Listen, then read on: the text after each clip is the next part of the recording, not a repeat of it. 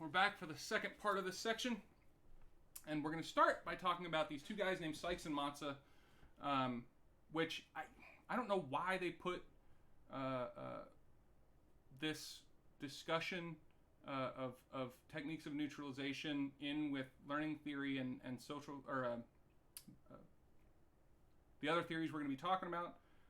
But it's kind of a weird... Techniques of neutralization is kind of it doesn't fit in well with any other theories.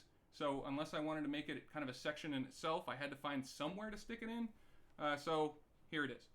But techniques of neutralization is not necessarily trying to talk about why people commit crime.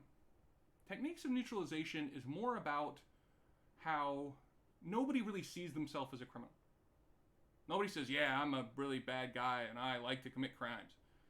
Everybody kind of sees themselves as the hero of their own story, but at the same time, we know people still commit crimes.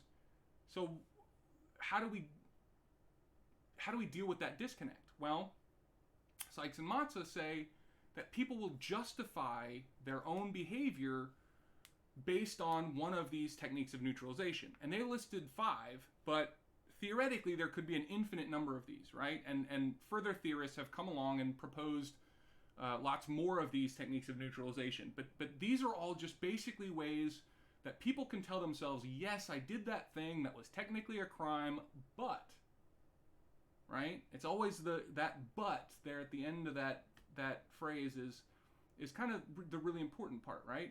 So yes, I did that thing that was bad, but, right? And they're allowed to neutralize in their own minds the kind of negative impact of their actions because there was some excuse, there was some justification, right? So the 5 that Sykes and Matza talked about in their original paper, which I believe was from like the 50s, I want to say 1957 or 59. But there's the first one is denial of responsibility, i.e. it was some outside influence that made me do it, not, it wasn't my fault, right? So my friends were smoking marijuana, so of course I did it too, right? My buddies, it was my buddy's idea for us to shoplift this stuff from the store, right? So it was some outside influence that caused me to do what I did. It's not my fault, it's that outside thing's fault, right? Second one's denial of injury, i.e., yeah, sure I did it, but there was no actual harm caused, right? This is a really common one for things like digital piracy, right? Yeah, I downloaded a bunch of music, but, I didn't actually hurt anybody, right? Or, yeah, I stole from that store, but it's a multi-million-dollar corporation. They're not going to notice a missing $20 or whatever.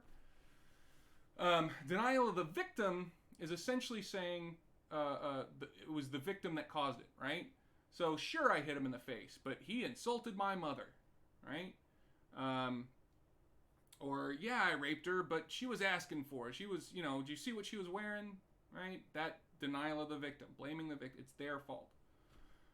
Condemning the condemners is essentially saying, like, stop being, I shouldn't, it's not my fault because what other people do is worse, especially the people saying I'm doing the wrong thing, right? So if a cop pulls me over for speeding, I could say, well, I see cop cars speeding all the time. How dare you find me for speeding when you do it all the time too, right? So condemning the condemners. And then the last one they talked about in this initial paper is an appeal to higher loyalty, right? So I don't have to follow the law because there's some higher authority than the law, and I'm doing that, right? So this is common in things like, motorcycle gangs, right? They're more loyal to the gang than they are to the law. So if there's a conflict there, the gang wants them to smuggle drugs and the law says you shouldn't, they're going to go with the norms and rules of the gang rather than the norms and rules of society. It's also big in religious terrorism, right? They're doing what God wants, right? So when, a terrorist here in the United States kills an abortion doctor, well, murder was justified because they have a higher loyalty to God rather than the laws of the United States. Make sense? So again, this isn't necessarily trying to say, why do people commit crime? It's more trying to answer the questions: when people commit crime, how do they kind of see themselves? How do they justify that? And also, again, there's a lot more than 5 now, but these are kind of the big classic 5, the original 5. But if you're interested in this, you can totally look up some of the ones that have since been created. Okay. Now, we're going to talk about a few different theories that all kind of fall under this umbrella of control. Okay, and control theories basically say that people are inherently bad, right?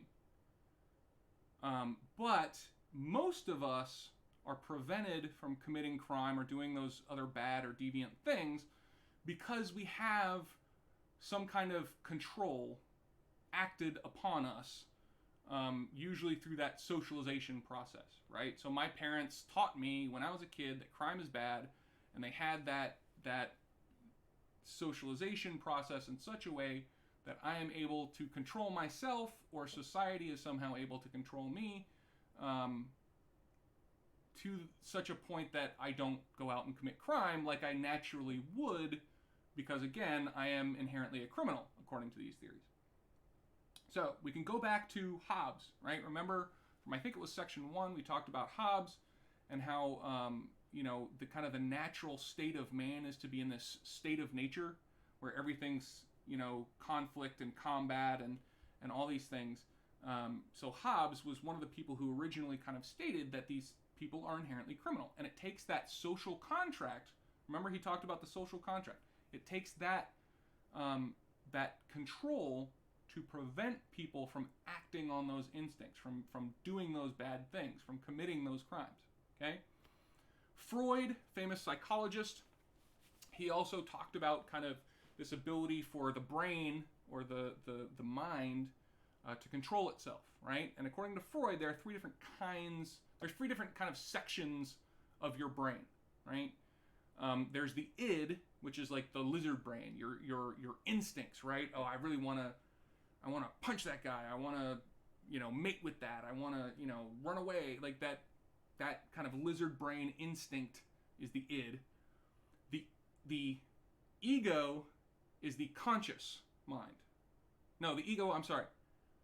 The superego is the conscious. The ego is the conscience. Okay? So what's right and wrong? The moral, the devil and the angel sitting on your shoulder, versus your conscious thought, right? The voice we all hear in our heads when we think about, oh man, I wish I could go go to the water park today because I haven't been out and done anything fun in a while. Just the things going through our head is the conscious, right?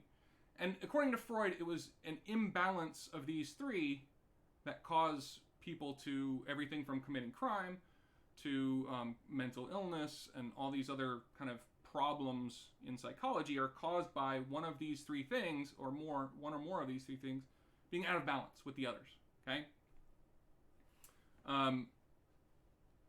This guy named Toby, he came up with this idea, kind of a control theory called stakes and conformity. And I'm a big fan of stakes and conformity. I think there's a lot to this theory, but it's fairly simple. It essentially says people will commit crime when they have less to lose. The more people have to lose, the less crime they're going to commit, right? Which explains why there's such a vast difference in crime rates between rich and poor. Poor people have less to lose, right? They go to prison for 5 years, whatever. Rich person goes to prison for 5 years, they're going to lose their job, they're going to lose a house, these things that they value are going to be gone if they get caught committing a crime. Whereas if you have low stakes in conformity, if you have no job, if you have no wife and no kids and no real prospects for education or anything like that, might as well go rob the 7-Eleven. You really got nothing to lose, right? Whereas if you had a good education and that allowed you access to a decent job and you had a place to live and you as the more you can develop these stakes in conformity, the less likely those people are going to commit crime. So if we want to have lower crime, we need to up the stakes in conformity. We need to give people that are most at risk attachments to or incentives to not commit crime because they don't want to lose what they have. Right? Does that make sense? So, Hershey has a very similar idea. Okay, and he's a guy that comes up with this thing called social bonding theory, right? It's very similar to stakes and conformity, but a little broader. Essentially, he says the more bonds you have to society, the less crime you're going to commit, right? But he talked about different kinds of bonds, right? So there were 4 different kinds of bonds according to Hershey. The first is attachment, which are affectionate bonds, right? How many people do you have a close relationship with? And it can be a wife or a girlfriend or a husband or boyfriend, but it can also be kids, it can be close friends, it can be, and how many people do you have that affectionate connection with? Then there's commitment, which is essentially going back to Toby's stakes and conformity, meaning do you have a job? Do you have a house? Do you have, do you have those connections and things to lose, right? Third kind of bond is involvement. How much time do you spend in kind of those conventional non-criminal activities, right? If you're the coach of your son's little league team and you go to church every Sunday and you're volunteering to clean up trash on the side of the roads, or the amount of time you spend involved in those non-criminal whatevers, that's more of a social bond, right? And then finally there's beliefs, which is essentially your morality. Do you have a strong belief in a moral focus on crime is bad, I shouldn't assault people, I shouldn't rape people, I shouldn't steal things, right? So it's all about those moral beliefs. So it's very similar to Toby's idea of stakes and conformity, but broader and a little more kind of delineated, right? All right, and then finally, we've got the general theory of crime, which is much, much newer. I want to say general theory of crime came out in like 1990, 92, like somewhere in there. So it's one of the more recent of all the theories we're going to talk about over this entire course. And essentially, the general theory of crime, which Gottfredson and Hershey, yes, the same Hershey from social bonding theory, Gottfredson and Hershey basically came about and they said, look, crime and deviance, stop making it so complicated. This is actually a fairly simple thing. It's all about your individual self-control. When you have the urge to do something deviant, can you control yourself and prevent yourself from doing that thing? Because we all have urges to do bad things, right? I've had bosses where I had the strongest urge to punch him in the face. I've been in stores and was like, oh man, I would love to have that, but I can't afford it. I should steal it, right? We all have those urges and those ideas and those thoughts, but the vast majority of us have enough self-control to not actually do them, right? So according to this theory, it basically just comes down to, do you have self-control or not?